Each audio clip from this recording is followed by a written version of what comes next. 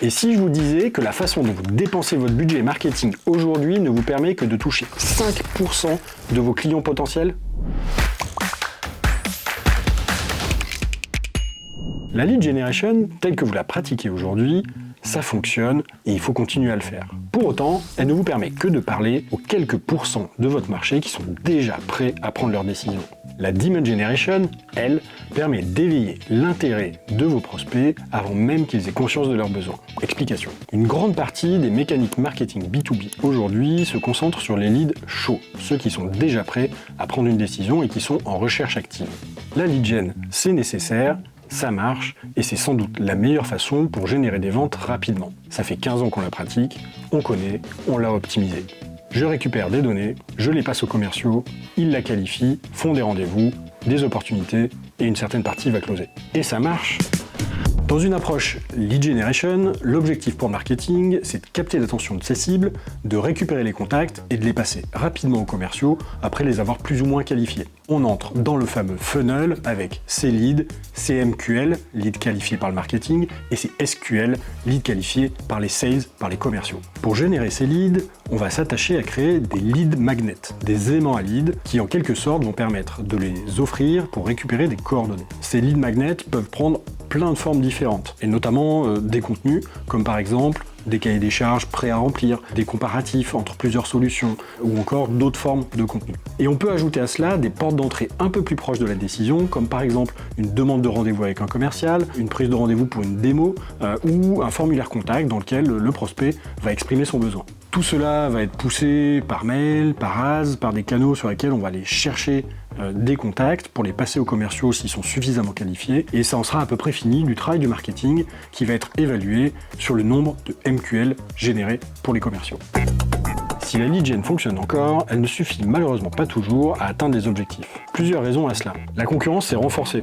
De plus en plus d'entreprises ont mis en place des mécaniques de lead generation et vous battez tous pour le même nombre de leads qui lui n'a pas beaucoup bougé. Les commerciaux sont un peu usés. C'est difficile de leur faire accepter des cargaisons de nouveaux leads quand par le passé ils n'ont pas été très bien qualifiés ou pas très bien ciblés. Ils ont essayé, ils perdent trop de temps et résultat, ils ne veulent plus traiter les leads que le marketing leur envoie. Et surtout, la majorité de vos leads n'a pas forcément encore bien identifié son besoin et donc n'est pas en écoute de ce que vous pouvez leur raconter. Bref, il faut compléter la lead generation avec une autre approche. La demand generation ou demand gen est elle un peu plus récente. La grande idée en demand generation, c'est de surtout pas passer à côté des 90 ou 95% de vos clients potentiels qui ne sont pas encore en recherche aujourd'hui.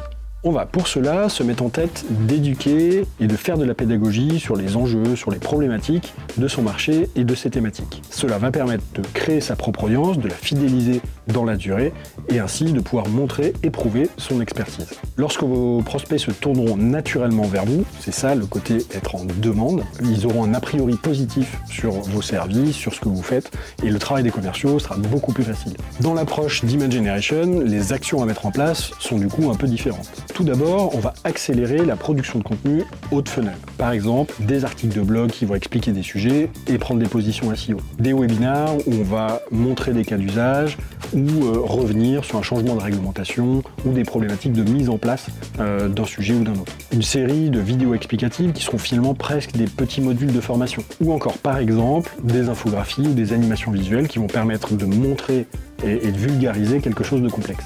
Très important, en approche demand generation, on ne va pas chercher tout de suite à vendre quelque chose, à parler de soi ou de ses produits. On va juste être là pour transmettre de l'information et aider le prospect à mieux comprendre le sujet dont il est question. Comme on est en B2B, que les cycles de vente peuvent être longs, complexes, avec plusieurs décideurs potentiels, on va aussi mettre en parallèle en place des formats de newsletter ou des mécaniques de nurturing automatisées qui vont permettre de nourrir et de faire grandir la connaissance de ses prospects pendant quelques semaines ou quelques mois. On voit aussi de plus en plus que les événements organisés par les entreprises, comme les conférences, les petits déjeuners thématiques, les after-work autour d'un sujet, viennent compléter cet effort d'éducation de ces cibles. Enfin, pour être complet, en demand generation, l'incarnation va jouer un rôle très important. C'est pour ça que, notamment sur LinkedIn, les dirigeants, les commerciaux, les employés vont aussi pouvoir pousser les contenus à leurs audiences et prendre une posture d'expert qui permettra à l'entreprise de mieux rayonner et d'imposer sa marque auprès de sa cible. Toutes ces mécaniques de demand generation ont pour objectif principal de mettre votre marque dans l'esprit de vos cibles et faire en sorte que lorsqu'ils ont un projet, ils vous appellent. Pour réussir votre lead gen et votre demand gen, vous devez vous structurer sur deux grands sujets. La stratégie et la production de contenu, pour réussir à montrer votre expertise sur les différents canaux, les différents formats, mais sans vous épuiser à toujours produire plus, c'est l'approche Content Factory. Et la diffusion de ces contenus vers vos audiences avec un bon mix de SEO pour les requêtes naturelles sur Google, de présence LinkedIn et notamment d'advocacy sur vos employés et vos dirigeants, de la mise en place de programmes de nurturing sur votre base de contacts déjà acquise, merci HubSpot et Marketing Cloud, et puis bien évidemment une petite pincée d'ads. Vous l'aurez compris, aujourd'hui en B2B, la demand generation n'est plus une option. Pourquoi ? Tout d'abord, les cycles de vente sont longs et complexes, et si vous n'apparaissez dans le radar des acheteurs qu'au moment où ils sont déjà prêts à acheter, c'est trop tard. Vos concurrents sont déjà en place, ils auront fait un travail d'évangélisation bien avant. Ensuite, à force de produire du contenu et d'offrir votre expertise, vous êtes naturellement parmi les leaders de votre marché, ou en tout cas perçus comme tel, et c'est une position qui est bien plus intéressante par rapport à vos concurrents. Enfin, votre entreprise ne peut pas que dépendre des publicités ou des campagnes d'acquisition, de génération de leads que vous allez payer cher. Pour générer du business, il faut absolument que vous ayez un flux entrant et régulier de nouveaux prospects.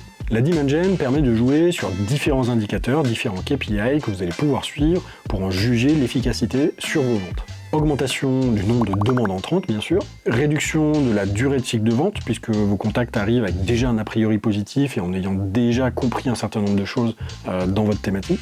Un pourcentage de gain plus fort dans les procédures d'appel d'offres ou dans les mises en concurrence, puisqu'il y a une aura d'expertise autour de votre marque. Et puis on l'oublie souvent, mais ça va aussi avoir un impact sur vos clients existants, puisque vous allez aussi leur donner de l'information, montrer davantage votre expertise, et ça sera plus simple de renouveler ou d'aller chercher du business additionnel. En conclusion, la lead generation et la demand generation sont deux approches complémentaires qui se renforcent l'une l'autre.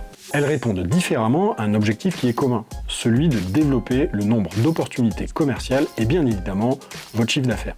La lead gen remplit l'agenda de vos commerciaux pour les prochaines semaines et la demand gen pour les mois d'après.